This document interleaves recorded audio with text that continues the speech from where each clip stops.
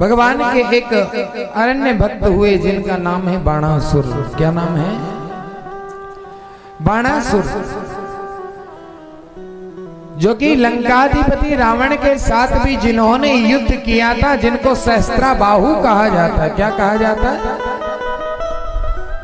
रावण के 10 सिर थे, उसको दशानन कहा जाता था। लेकिन लंकाधिपति रावण एक समय महाराज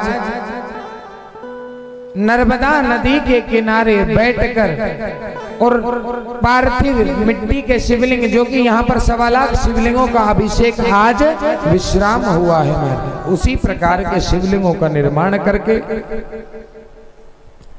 नर्मदा जी के किनारे बैठकर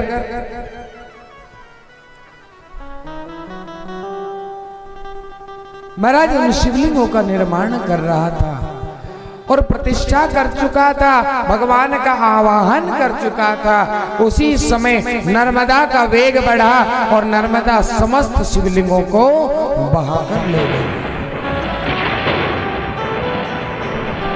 समस्त शिवलिंगों को बहा करके जब ले गई तो उस समय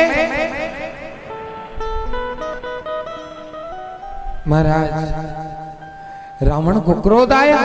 रावण ने क्रोध में आकर कहा, हे नर्मदे, तेरी इतनी हिम्मत, तू मेरे शंकर को बहा ले गई, मैं तुझे छोड़ूंगा नहीं। उसी समय नर्मदा मैया प्रकट हो गई और कहने लगी, हे लंकेश्वर रावण, मैंने ऐसा कुछ नहीं किया, मेरा तो स्वभाव है बहते रहना, बहते रहना। लेकिन एक राक्षस और है जो आगे जल विहार कर रहा है अपनी पत्नियों के साथ, उसने सहस्त्र बाजुओं से मेरे जल को रोक दिया है और जहां नदी रुकेगी वहां तो बाढ़ अपने आप आ जाएगी। आएगी कि नहीं? और उसको जाकर के रोको। अब तो रावण चला, जाकर देखा सहस्त्राबाहु महाराज, जिसके 1000 हाथ हैं। कितने हाथ हैं? 1000 हाथ हैं, जिसको बाणासुर भी कहा जाता है। भगवान का अनन्य भक्त है।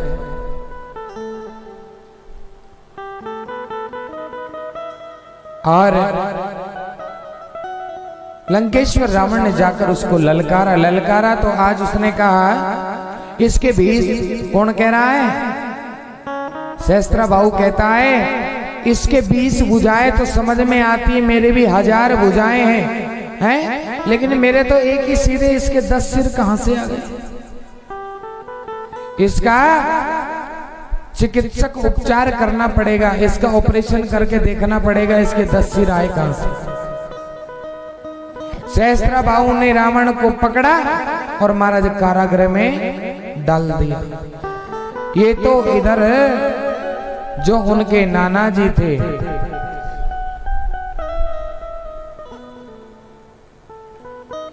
मैदानव, कौन थे? मैदानव।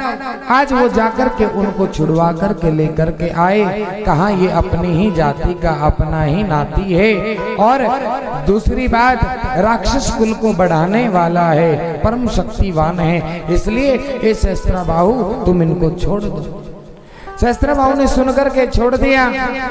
आज महाराज लेकिन लंकेश्वर रावण ने वापस लौट करके नर्मदा से क्या कहा, हे नर्मदे, तू मेरे शंकर को बहा कर ले गई है, इसलिए आज से तेरे जल के अंदर प्रत्येक कंकर शंकर होगा,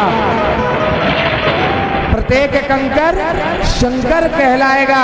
इसलिए नर्मदा नदी से जो शंकर जी आते हैं उनमें प्राण प्रतिष्ठा करने की आवश्यकता नहीं होती, सीधा जल चढ़ाओ, साक्षात सदाशिव उसे स्वीकार कर लेते हैं।